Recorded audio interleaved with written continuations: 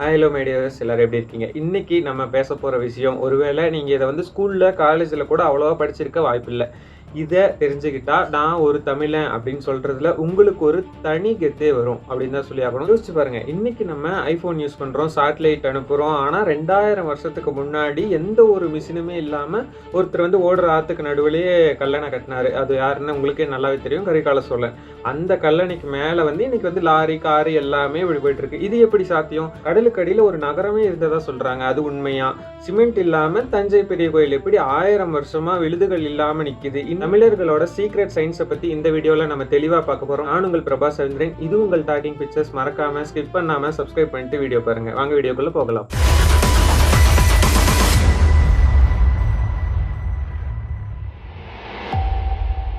So friends, நான் வந்து எதுலேருந்து ஆரம்பிக்கலாம் அப்படின்னு பார்த்தீங்கன்னா கல்லணையிலேருந்து ஆரம்பிக்கலாம் அப்படின்னு தான் நினைக்கிறேன். ஏன்னா இது வந்து தமிழ்நாட்டோட ஒரு மிகப்பெரிய பொக்கிஷம் அப்படின்னு தான் சொல்லி ஆகணும். கிபி 1ஆம் நூற்றாண்டில் கரிகால சோழன் அப்படிங்கிற ஒரு மன்னர் இருந்தார் இல்லையா, அவர் வந்து காவிரி ஆற்றுல அப்போது அடிக்கடி வெள்ளம் வரும். அந்த தண்ணியை வீணாக்காம விவசாயத்துக்கு பயன்படுத்தணும் அப்படின்னு அவர் நினைச்சாரு. ஆனால் ஒரு பெரிய பிரச்சனை, காவிரி ஆற்றுல வந்து மணல் தர வந்து ரொம்ப அதிகம். மணல்ல அணை கட்டினா அப்படியே சரிஞ்சிடுமே, அஸ்திவாரம் போட்டால் அப்படியே நிற்காம போயிடுமே அப்படிங்கிற ஒரு அச்சமும் இருந்தது. இங்கே தான் தமிழரோட சயின்டிஸ்ட் வந்து புத்திசாலித்தனம் வந்து வேலை செஞ்சது அப்படின்னே சொல்லி ஆகணும். அவங்க என்ன பண்ணாங்க தெரியுமா? பெரிய பெரிய பாறைகளை எடுத்துட்டு வந்து ஆற்றுல போட்டாங்க. அந்த பாறைகள் தண்ணியோட வேகத்தில் மணலுக்குள்ளே போய் தங்கும்.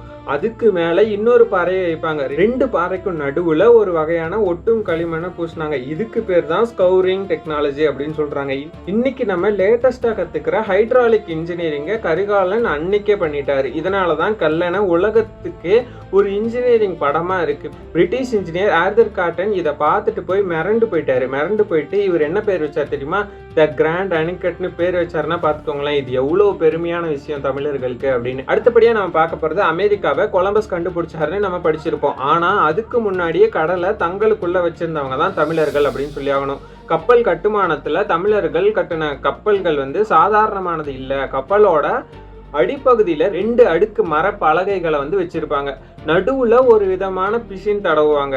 ஒருவேளை பாறையில் மோதி அது பலகை உடஞ்சாலும் தண்ணி உள்ள வராமல் இன்னொரு பலகை வந்து பாதுகாக்கும் அப்படிங்கிறதுல வந்து தமிழர்களோட சீக்ரெட் சயின்ஸ் வந்து ஒளிஞ்சிருக்கு. சரி, இந்த கப்பல்லாம் கட்டிட்டாங்க, ஓகே. இப்போ வந்து கப்பல் வழியாக நம்ம போகணும் அப்படின்னா வந்து ஒரு கடல் வழி தேவை இல்லையா? அந்த கடல் வழியே இந்த வழியாக போனால் தான் இந்த இடத்துல போய் சேருவோம் அப்படின்ற ஒரு விஷயம் இருக்கு இல்லையா? ஆனால் இப்போல்லாம் ஜிபிஎஸ் இருக்குது. அப்போ வந்து ஜிபிஎஸ் கிடையாது.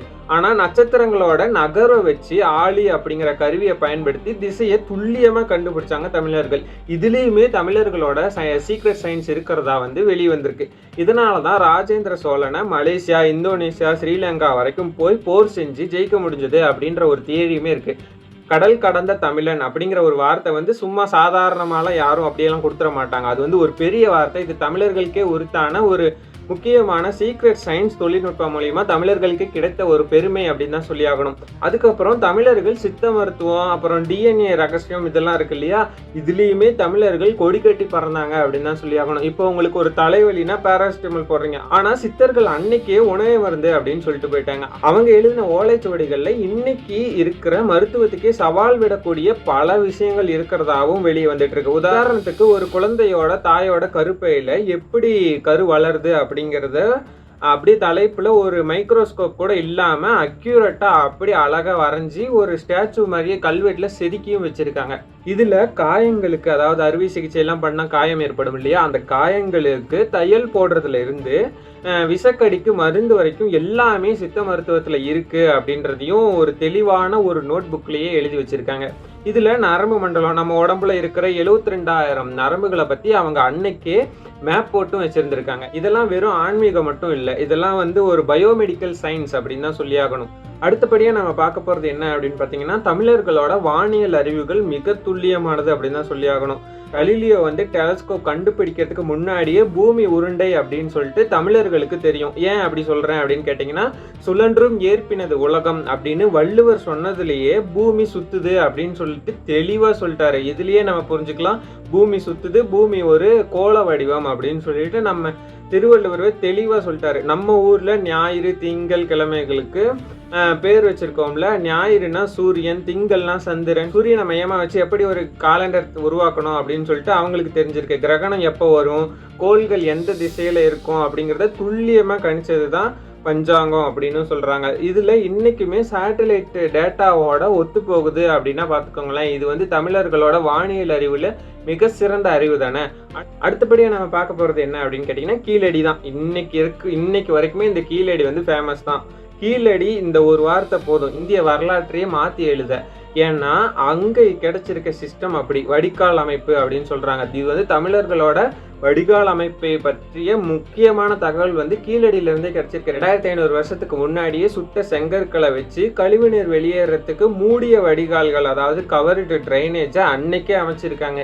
இன்னைக்கு இருக்கிற பல மெட்ரோ சிட்டிகளில் கூட இது சரியா இல்லை அப்படின்னு தான் சொல்லியாகணும். ஜப்பான் சிட்டியில் கூடவே ஒரு முக்கியமான சிட்டிஸ்லாம் போனீங்கன்னா இதெல்லாம் இருக்கும். ஏன்னா ஜப்பான் வந்து நம்ம இப்போ இருக்கிற மாதிரிலாம் கிடையாது. அவங்க இப்போ 2026 நம்ம இருக்கோம் அப்படின்னா அவங்க 2050 வாழ்ந்துட்டு இருக்காங்க அப்படின்னு தான் சொல்லியாகணும். அங்கெல்லாம் கவர்டு ட்ரைனேஜ் சிஸ்டம்லாம் இருக்குது. ஆனாலுமே அங்கே வில்லேஜ் சைடு போனீங்கன்னா இதெல்லாம் இருக்காது. இப்போ நம்ம பார்க்க போகிறது சீக்ரெட் சயின்ஸ் விஷயத்தில் தமிழர்களோட தொழிற்சாலைகள். அங்கே கிடைச்ச சாயத்தொட்டிகளை ஒரு எக்ஸாம்பிளாக சொல்லலாம். இரும்பு உருக்காலைகள் எல்லாம் தமிழர்களுக்கு ஒரு பெரிய இண்டஸ்ட்ரியல் சொசைட்டியாக இருந்திருக்கு அப்படின்னு சொல்லிட்டு நிரூபித்து காட்டுறாங்க. ஏன்னா தமிழர்கள் வாணிகத்தில் சிறந்தவங்க. ஏன்னா அவங்க சும்மா சாதாரணமாலாம் கிடையாது. வால் தயாரிப்பு, இந்த ஸ்டீல்ஸு, இது எல்லாத்துலேயுமே பெரிய ஆளாக தான் இருந்திருக்காங்க. இரும்பு உருக்காலைகள் எல்லாமே தமிழர்களோட சீக்ரெட் சயின்ஸ் விஷயத்தில் வெளியே வந்திருக்கு.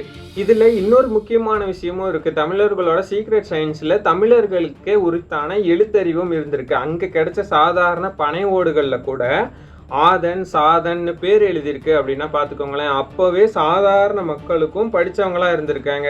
இப்போ நம்ம கடைசியாக உலகமே வியக்கிற தஞ்சை பெரிய கோயில் அந்த இடத்துக்கு தான் வரோம். இதோட கோபுர உச்சியில் வந்து இருக்கிற அந்த கும்பம் மட்டும் கிட்டத்தட்ட 80 டன் வெயிட் அப்படின்னு சொல்கிறாங்க. ஒரு கிரேன் கூட இல்லாத காலத்தில் 216 அடி உயரத்தில் அந்த பாறையை எப்படி கொண்டு போனாங்க அப்படிங்கிறதே ஒரு கொஷின் மார்க் தான். இதில் வந்து இன்டர்லாக்கிங் டெக்னாலஜி வேறு யூஸ் பண்ணியிருக்கிறதாவும் இப்போ இருக்கிற சயின்டிஸ்ட் வந்து சொல்லியிருக்காங்க. இந்த கோவிலில் ஒரு சொட்டு சிமெண்ட் கூட கிடையாது, வெறும் பாறைகள் ஒன்றோட ஒன்று சேர்த்து இன்டர்லாக்கிங்காக கட்டியிருக்காங்க அப்படிங்கிறது தான் இப்போ இருக்கிற சயின்டிஸ்ட் வந்து வியந்து பார்க்கக்கூடிய ஒரு முக்கியமான விஷயமாகவும் இருக்குது. இதனால தான் இத்தனை நிலநடுக்கம் வந்தும் கூட ஒரு கல் கூட அசையாமல் இந்த தஞ்சை கோயில் வந்து கெத்தா நின்றுட்டு இருக்கு. அது கூடவே இப்போ இருக்கிற சயின்டிஸ்ட் வந்து ஒரு கொஸ்டின் மார்க்கையுமே வைக்கிறாங்க. அது என்ன அப்படின்னு கேட்டிங்கன்னா தஞ்சை கோயிலில் நிழல் விழுமா அப்படிங்கிறதான் ஒரு கொஸ்டின் மார்க்காகவுமே இருக்குது. உச்சி வெயிலில் இந்த கோயிலோட நிழல் வந்து தரையில் விழாது அப்படின்னு சொல்லுவாங்கல்ல, அதுக்கு காரணம் கூட அதோட கட்டமைப்பு வடிவம் தான் அப்படின்னு சொல்லிட்டு இப்போ இருக்கிற சயின்டிஸ்ட் வந்து சொல்லியிருக்காங்க. இது ஒரு பக்கா ஜியோமெட்ரிக் மேஜிக் அப்படின்னும் சொல்லியிருக்காங்க. ஸோ இதெல்லாம் பார்க்கும்போது என்ன தோணுது, நாம் ஏதோ ஒரு காட்டுவாசி சமூகத்துலேருந்துலாம் வரல, நாம் ஒரு அறிவியல் சமூக பாரம்பரியத்துலேருந்து தான் வந்திருக்கோம் அப்படின்னு தான் சொல்லி ஆகணும். இந்த கதையெல்லாம் ஏதோ ஒரு பழைய புராணத்திலிருந்து வந்த கதையெல்லாம் கிடையாது. இது வந்து நம்மளோட தமிழர்களுக்கே உரித்தான ஒரு அடையாளம் அப்படின்னு தான் சொல்லணும். இதில் வந்து தமிழர்களோட சீக்ரெட் சயின்ஸ் வந்து மிகவுமே அடங்கி இருக்கு அப்படின்னு தான் சொல்லி ஆகணும். இந்த தகவல்களில் உங்களுக்கு எது ஆச்சரியமா இருந்துச்சு அதை கமெண்ட்ஸில் சொல்லுங்கள். நான் உங்கள் பிரபா சவேந்திரன். இது உங்கள் டாக்கிங் பிக்சர்ஸ். மறக்காமல் ஸ்கிப் பண்ணாமல் வீடியோ பார்த்ததுக்கு நன்றி. Thank you.